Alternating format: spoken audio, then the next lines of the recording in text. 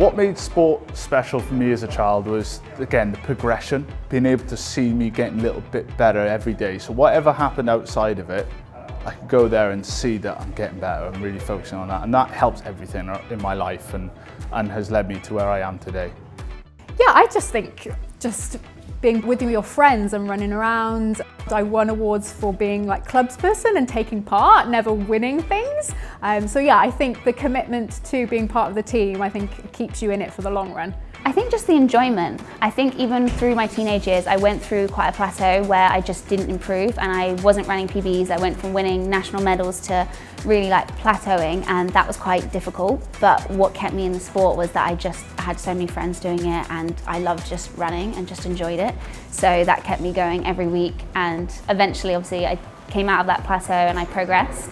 But I think it's that perseverance, and I think a lot of girls, especially like teenage girls, go through that stage where they kind of struggle, but I think as long as you've got like friends and a really good atmosphere and you enjoy what you're doing, then you'll be able to get through it. They made it fun, so like it felt fun and very included with everyone else. Like I never felt left out or anything, I felt included. What I try to incorporate in the sessions to make it fun, I think one element, especially when you're dealing with groups that start to get larger than your ones or twos, is minimise the waiting round. So by making it at a good tempo, fast-paced, I think that can add to the enjoyment.